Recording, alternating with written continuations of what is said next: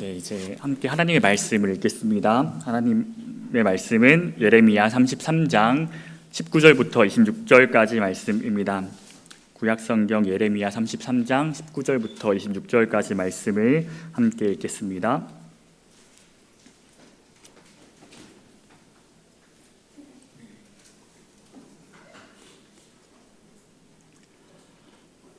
네, 다 찾으신 줄로 알고 저와 여러분들이 한 절씩 교독하고 마지막 26절을 함께 읽겠습니다. 제가 먼저 읽겠습니다.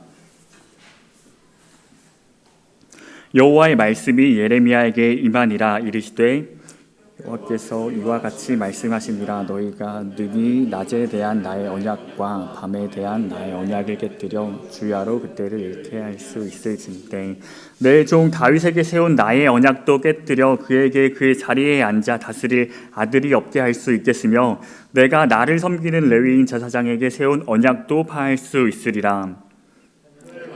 셀 수 없으며 바다의 모래를 측량할 수 없나니 내 종 다윗의 자손과 나를 섬기는 레위인을 번성하게 하리라. 말씀이라. 여호와의 말씀이 예레미야에게 임하니라. 이르시되 이 백성이 말하기를 여호와께서 자기가 택하신 그들 중에 두 가게를 버리셨다 한 것을 내가 생각하지 아니하느냐. 그들이 내 백성을 멸시하여 자기들 앞에서 나라로 인정하지 아니하도다.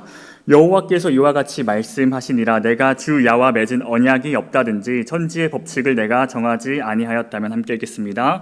야곱과 내 종 다윗의 자손을 버리고 다시는 다윗의 자손 중에서 아브라함과 이삭과 야곱의 자손을 다스릴 자를 택하지 아니하리라. 내가 그 포로된 자를 돌아오게 하고 그를 불쌍히 여기리라. 아멘. 네, 오늘은 내 삶이 그래도 괜찮은 이유라는 제목으로 함께 예레미야 말씀을 나누려고 하는데요.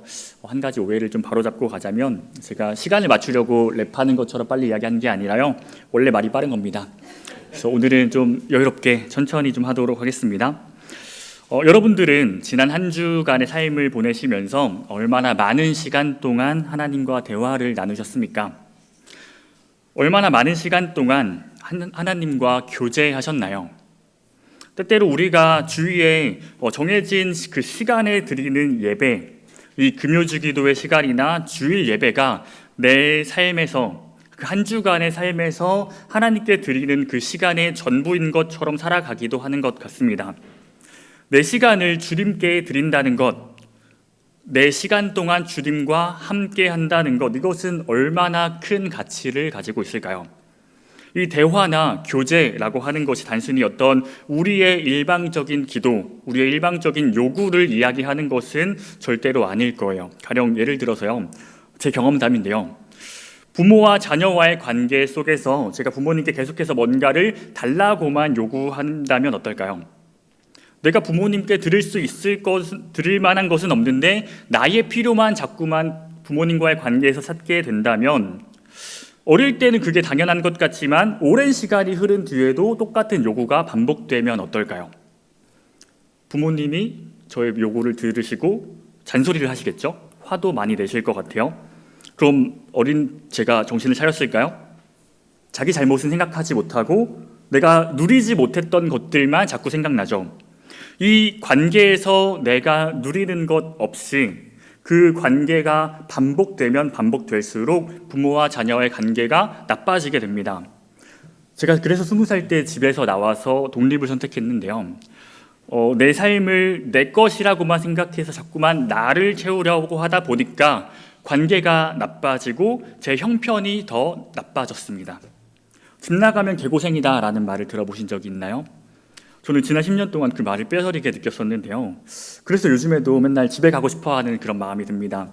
집 밖을 나오면 힘드니까 다시 집에 돌아가고 싶은 거예요. 굉장히 피곤한 삶이죠. 우리가 하나님을 아버지라고 부르면서 부모와 자녀로서 관계를 맺어간다는 것은 그분께서 나의 아버지이시라는 그 이유로 내가 필요한 것들만을 구하기만 해서는 안 된다는 것입니다.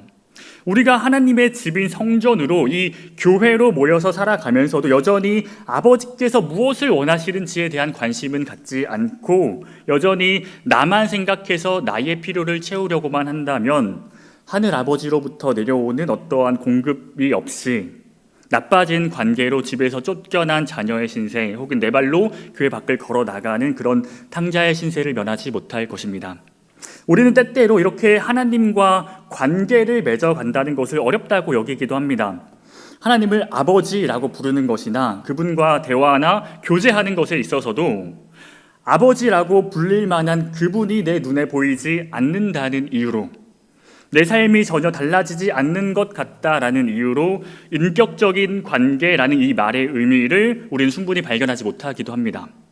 그래서 자연스럽게 하나님과 보내는 그 시간이, 내 삶을 주님께 드리는 그 시간이 점점 더 줄어드는 결과가 내 삶에 나타나는 거예요. 삶에서 내 눈에 보여지는 것에 더 많은 시간을 쏟으면서 살아가는 거죠. 내 눈에 보이는 게 더 나에게 유익하다고 생각하는 거죠. 이런 배경이 오늘날의 우리들만의 문제는 아니었습니다. 18세기 서양의 기독교 문화권 안에서는 그 계몽주의, 일성주의라는 관념 안에서 교회가 이신론이라고 하는 그 자연신을 따르던 우상을 받아들였던 적이 있었습니다.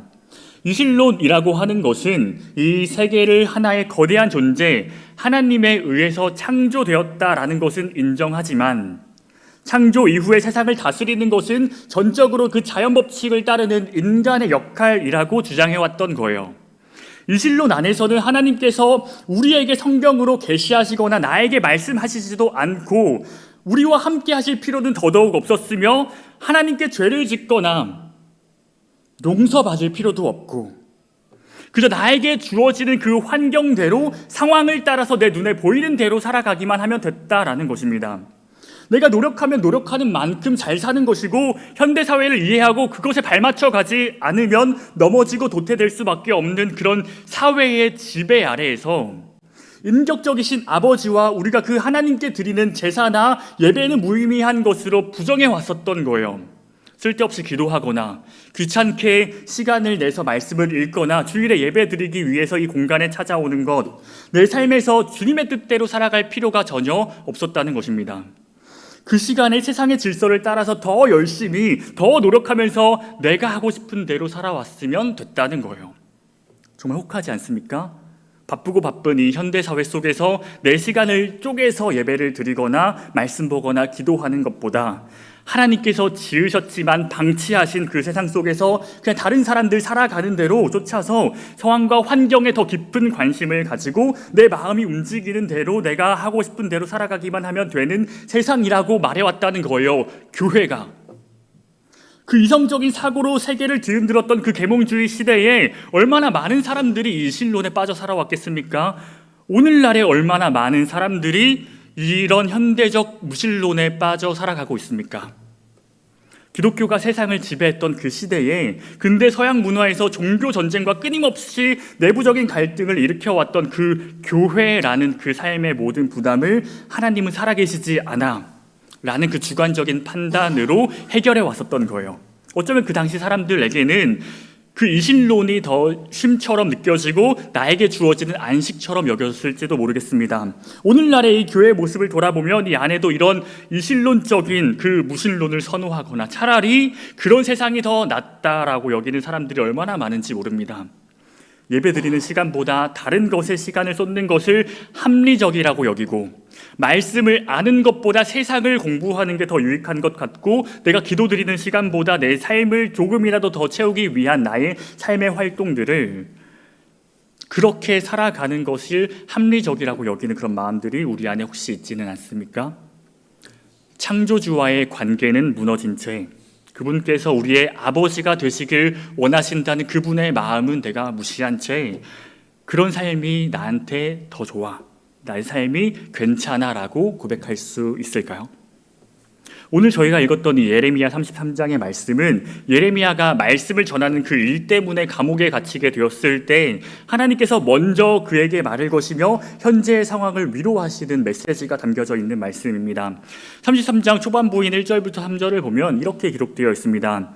예레미야가 아직 시위대 뜰에 갇혀 있을 때 여호와의 말씀이 그에게 두 번째로 임하니라. 이르시되 이를 행하시는 여호와, 그것을 만들며 성취하시는 여호와, 그의 이름을 여호와라 하는 이가 이와 같이 이르시도다.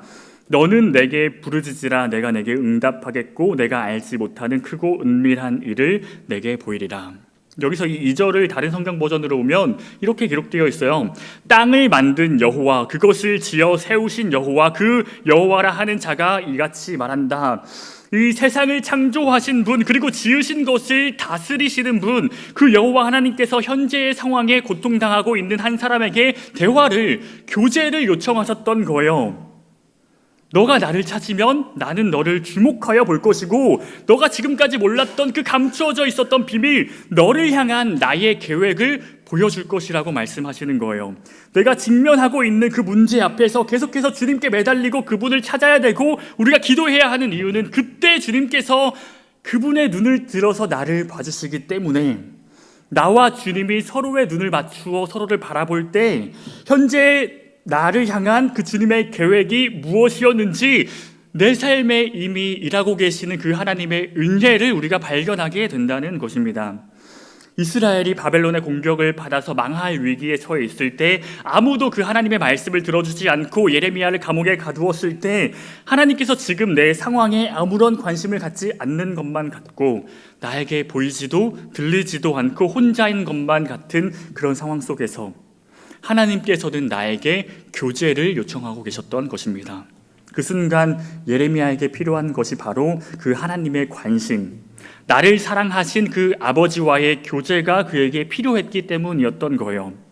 이어서 6절부터 8절까지는 이렇게 기록되어 있습니다. 그러나 보라, 내가 이 성읍을 치료하며 고쳐 낫게 하고 평안과 진실이 풍성함을 그들에게 나타낼 것이며, 내가 유다의 포로와 이스라엘의 포로를 돌아오게 하여 그들을 처음과 같이 세울 것이며, 내가 그들을 내게 범한 그 모든 죄악에서 정하게 하며 그들이 내게 범하여 행한 모든 죄악을 사할 것이라. 사람은 고쳐 쓰는 거 아니라고 누가 그러던데요. 사람이 사람을 고쳐서 쓰려고 하는 것은 불가능해 보이죠. 근데 하나님께서는 그런 고장난 것 같은 사람도 고쳐 쓰시는 분이셨습니다. 제 삶을 돌이켜보면 저는 이 말씀이 너무 와닿아요. 제멋대로 살겠다고 집 밖을 나와서 혼자서 고생하던 저를 교회에서 아무도 말리지 못했는데 하나님께서는 이런 저 같은 사람도 고쳐서 쓰시겠다고 교회 안에서 5만 가지 일들을 겪게 하시고, 지금도 이 교회를 회복시키시겠다고 아무런 연고도 없는 남양주 땅으로 와서 여기서도 저를 지금 고쳐가고 계시는 걸 보게 되는 거예요. 지금도 제가 이성적으로 스스로를 돌아보면 집 밖에 나오면 집에 너무 들어가고 싶고, 두세 사람만 모여 있어도 낯을 너무 가려서 말 몇 마디 하는 것조차 너무 부담스러운데요. 그런데도 이런 많은 사람들 앞에서 하나님의 말씀을 선포하게 하시는 것을 보면 이런 지금이 나 같은 죄인을 살리시기 위한 하나님의 계획이었다는 것을 깨닫게 해주시는 거예요. 하나님께서 그렇게 죄인을 고쳐주신다는 그 사실과 우리가 바로 그 고침이 필요한 죄인이라고 하는 사실을 믿으십니까? 그렇다면 원래 내가 살아가던 이전까지의 그 삶의 모습대로가 아니라 지금부터 내 삶 속에서 그 아버지께서 기뻐하시는 그 부르심과 그분의 계획이 무엇인지를 우리는 분별해야 한다는 것입니다.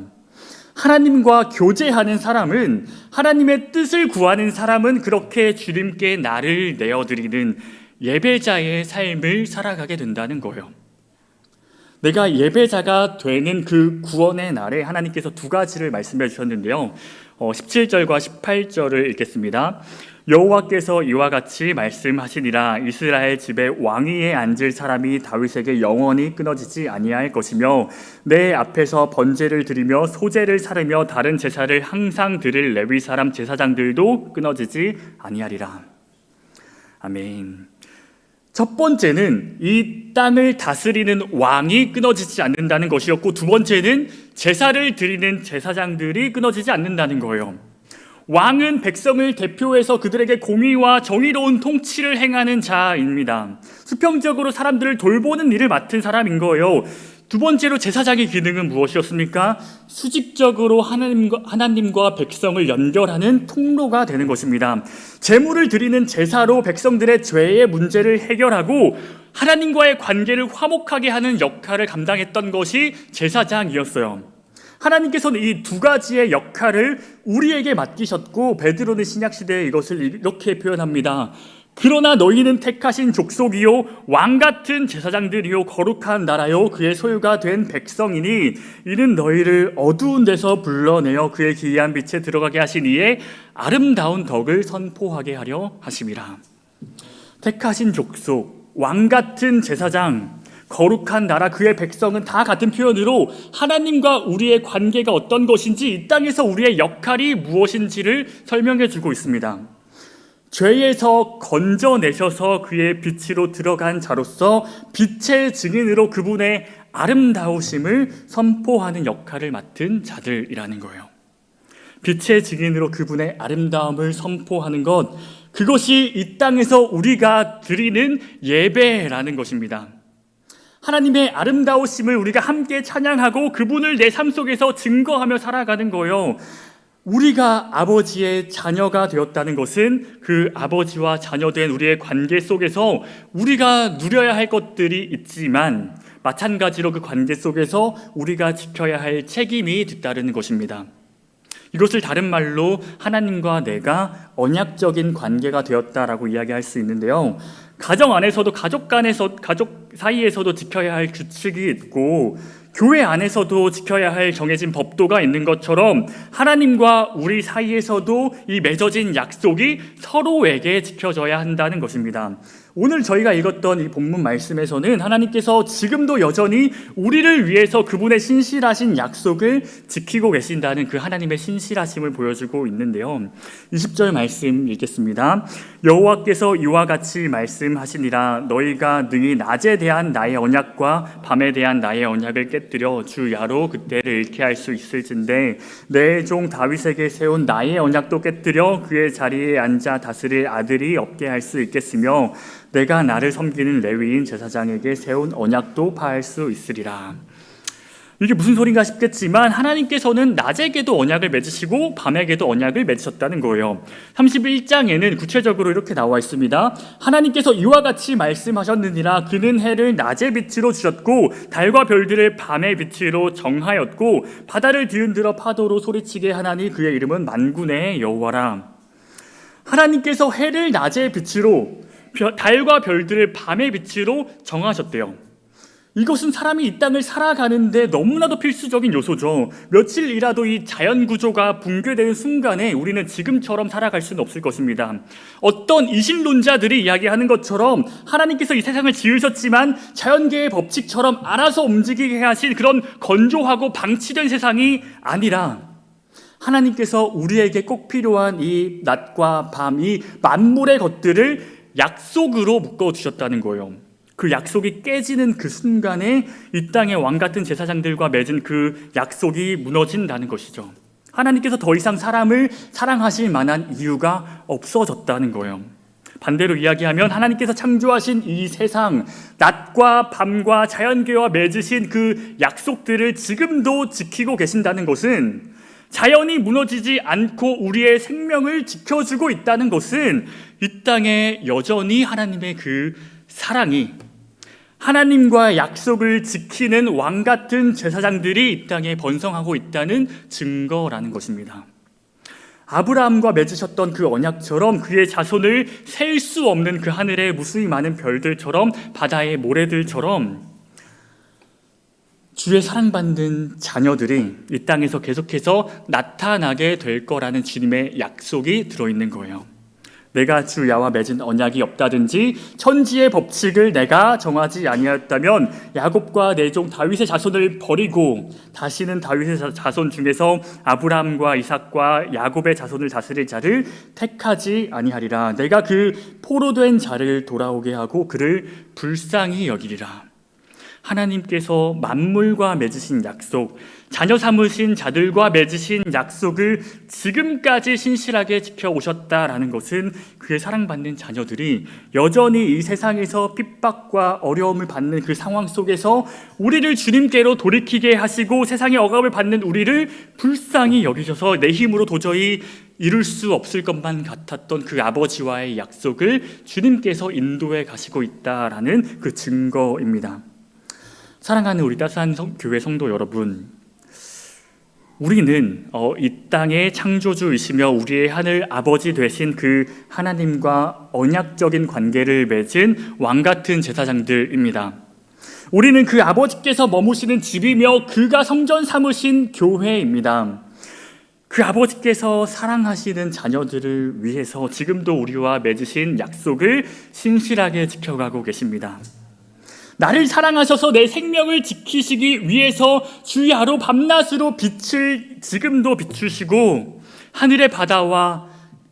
하늘과 바다와 내가 살아가는 모든 곳곳에서 우리의 삶을 그분의 신실하신 은혜로 인도해 주신다는 거예요. 내 어떤 연약함에도 내 어떤 모습으로도 주님께 드릴 수 있는 것이 하나도 없어 보여도 그분의 신실하신 약속은 늘 아버지의 사랑을 받는 자녀들에게 향해 있음을 보여주고 있습니다. 내 삶이 내 모습 그대로여도 괜찮은 이유는 내가 이전까지 죄인된 삶으로 하나님과의 깨어진 관계로 살아가는 것이 괜찮아서가 아니라 우리에게 찾아오신 예수 그리스도 그분의 십자가가 나를 살리셨고 지금도 고쳐가시며 교회를 세워가실 것을 향한 믿음이 여전히 우리에게 남아있기 때문입니다. 마지막 때에 하나님의 나라를 완성하신 주님의 신실하심을 우리가 여전히 소망하기 때문입니다. 주님의 그 사랑이 지금도 이 땅에 이 교회 안에 머물러 있기 때문입니다. 매일매일 아침에 일어나고 밤에 다시 누울 때마다 주님의 약속이 오늘도 지켜지고 있음을 우리가 보고 있기에 그래서 내 삶이 어떠한 상황 속에서도 주님의 약속 안에서 안전하다는 거예요. 주님께서 일하시기에 주님께서 지금도 이 땅을 다스려 주시기에 그래서 우리는 지금 내 삶 그대로여도 괜찮다라고 고백할 수 있는 아버지의 자녀들이라는 것입니다. 오늘 우리 그분의 신실하심을 기억하는 밤이 되었으면 좋겠습니다. 너는 내게 부르짖으라 내가 내게 응답하겠고 내가 알지 못했던 크고 은밀한 일을 내게 보이리라고 말씀하신 그 아버지의 말씀을 따라서 이 땅에 하나님의 공의와 정의, 아버지의 은혜와 사랑이 그 자녀된 자들의 삶을 통하여서 하나님을 삶으로 예배하는 그 예배자들을 통하여서 이 다산 땅과 우리의 이웃들에게 온전히 흘러갈 수 있도록 지금도 신실하게 약속을 지키시는 그 아버지의 뜻대로 살아가는 주의 자녀들이 되기를 간절히 소망합니다. 우리 시간 함께 기도 제목을 읽고 찬양하고 기도했습니다.